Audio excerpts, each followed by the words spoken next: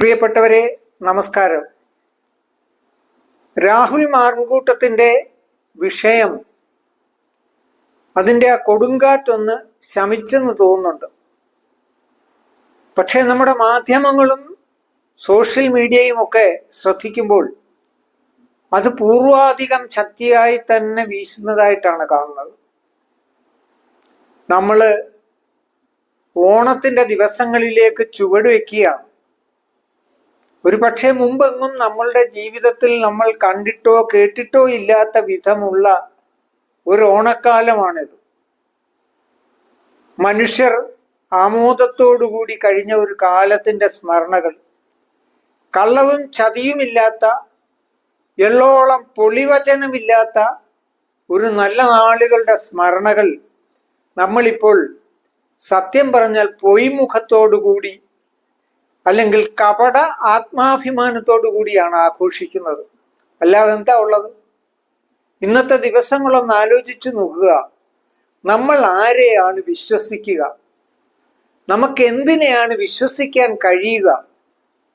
നമ്മുടെ രാഷ്ട്രീയം ഒന്നടങ്കം മലീമസമായിരിക്കുന്നു.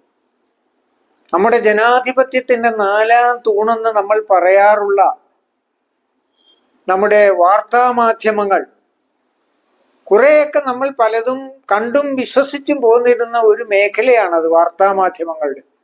അതിന്ന് അടിമുടി തൊഴുമ്പായിരിക്കുന്നു എന്ന് പറയാൻ പറ്റും.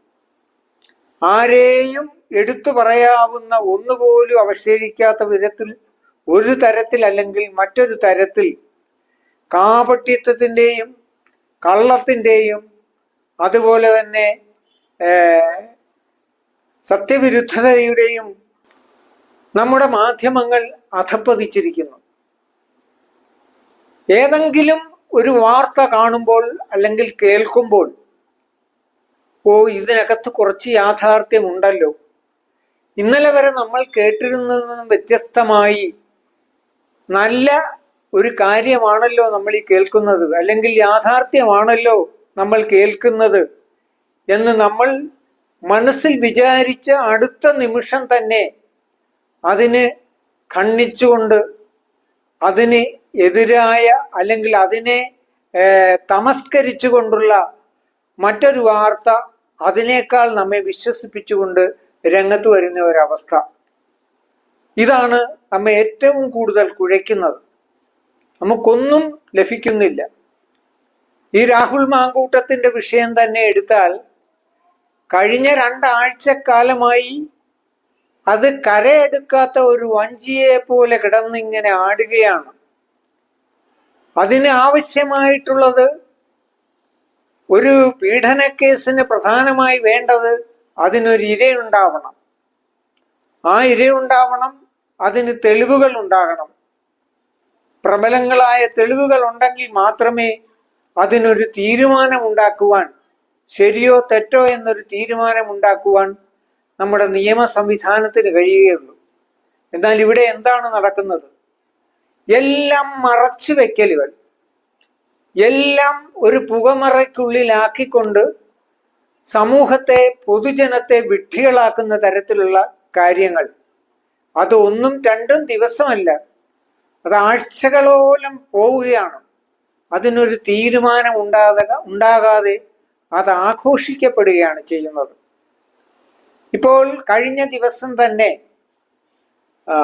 ലക്ഷ്മി പത്മ എന്ന ഒരു മീഡിയ പ്രവർത്തക, ഒരു അവതാരിക, ഈ രാഹുൽ മാങ്കൂട്ടത്തിന്റെ ഇരകളിൽ ഒന്നിനെ കണ്ടെത്തിയിരിക്കുന്നു, അവളുമായി ഞാൻ സംസാരിച്ചിരിക്കുന്നു, അവൾ ആകെ ദുഃഖിതയാണ്, അവൾ ഗർഭഛിദ്രം നടത്തി, അത് അശാസ്ത്രീയമായ ഗർഭഛിദ്രം നടത്തി, അതിൻ്റെ പേരിൽ ആകെ തളർന്ന് അവശയായി ഇരുട്ടുമുറിയിൽ ഒറ്റപ്പെട്ട് കഴിയുന്നത് പോലെയാണ് ആ പെൺകുട്ടി കഴിയുന്നത്.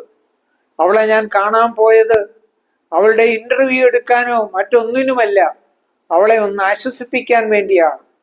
അവൾ ആവശ്യപ്പെട്ടതും എന്നെ ഒന്ന് ചേർത്ത് പിടിക്കണം, എന്നെ ഒന്ന് വാരി പുണരണം എന്നാണ്.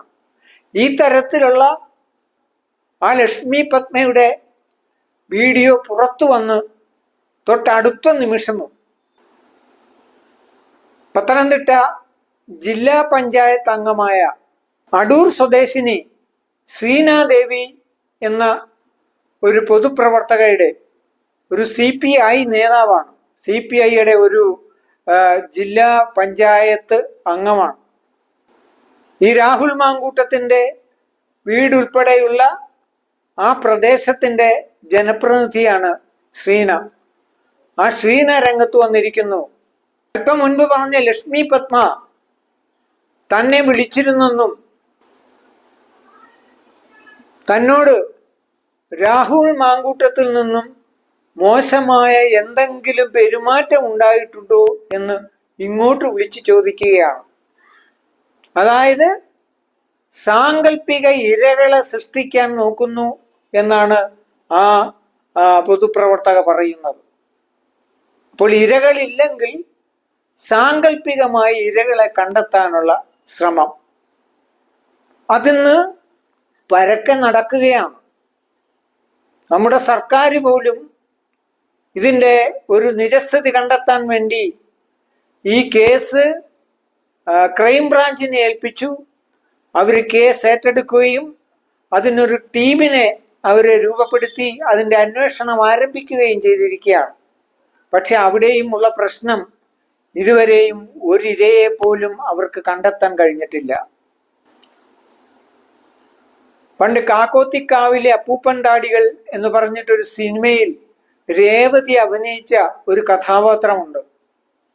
ഒരു നാടോടി പെൺകുട്ടി, കല്ലുകൊത്താൻ നടക്കുന്ന ഒരു നാടോടി പെൺകുട്ടി. കല്ലുകൊത്താനുണ്ടോ കല്ലുകൊത്താനുണ്ടോ എന്ന് പറഞ്ഞിങ്ങനെ വിളിച്ചു നടക്കുന്ന ഒരു നാടോടി പെൺകുട്ടി. അതിന്റെ ഓർമ്മയാണ് ഇത് കേൾക്കുമ്പോൾ നമുക്ക് മനസ്സിലാക്കാൻ കഴിയുന്നത്. പരാതിക്കാരോ ഉണ്ടോ എന്ന് പോലീസ് ചോദിച്ചു നടക്കേണ്ട ഒരവസ്ഥ. അപ്പോൾ എവിടെയും മറച്ചു വെക്കപ്പെടലാണ്, സത്യത്തെ മറച്ചു വെക്കുക. ഇപ്പോൾ ഈ പെൺകുട്ടികൾക്ക് ആർക്കെങ്കിലും തന്നെ രാഹുൽ മാങ്കൂട്ടത്തിൽ നിന്നും ഈ തരത്തിൽ തിക്തമായ ഒരു അനുഭവം ഉണ്ടായിട്ടുണ്ടെങ്കിൽ അതിൽ ആരെങ്കിലും ഒരാളെങ്കിലും മുന്നോട്ട് വന്ന് അതിന് ബന്ധപ്പെട്ടവരുടെ മുന്നിൽ പരാതി ബോധിപ്പിക്കണ്ടേ? അതില്ല. അപ്പോൾ എന്താണ് ഇവരുടെയൊക്കെ ഉദ്ദേശം? അതല്ലേ വലിയ പ്രധാനം. ഒരാൾ തെറ്റ് ചെയ്താൽ ആ തെറ്റ് കൃത്യമായ സമയത്ത് ചൂണ്ടിക്കാണിക്കുകയും അയാളെ നിയമത്തിന്റെ മുന്നിൽ കൊണ്ടുവരികയും ചെയ്യുക എന്നുള്ളതാണ് ഏതൊരു മനുഷ്യന്റെയും ധർമ്മം. തെറ്റ് ചെയ്തവനെ ശിക്ഷിക്കാൻ കഴിയുക എന്നുള്ളതാണല്ലോ ആ തെറ്റിന്റെ കെടുതി അനുഭവിച്ചിട്ടുള്ള ഓരോ ഇരയുടെയും പ്രധാനപ്പെട്ട അവകാശം. ആ അവകാശം നടപ്പിലാകണമെങ്കിൽ അതിനെ വ്യക്തമായ രീതിയിൽ ബന്ധപ്പെട്ടെടുത്ത് ബോധിപ്പിക്കാനുള്ള ശ്രമം നടക്കണം. അതുണ്ടാകുന്നില്ല.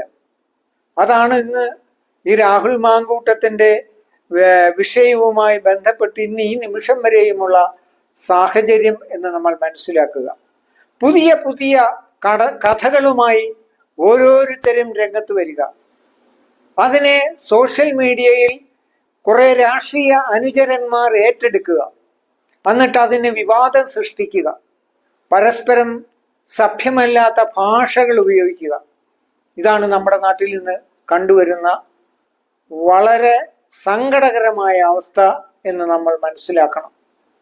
എനിക്ക് പ്രിയപ്പെട്ട ഈ സോഷ്യൽ മീഡിയ പ്രവർത്തകരോടും അതുപോലെ തന്നെ ഈ ചാനലുകാരോടും പറയുവാനുള്ളത്, ഇപ്പോൾ അതിന് സർക്കാർ ഒരു സംവിധാനമുണ്ടാക്കി ക്രൈംബ്രാഞ്ച് ആ കേസ് ഏറ്റെടുത്തിരിക്കുകയാണ്.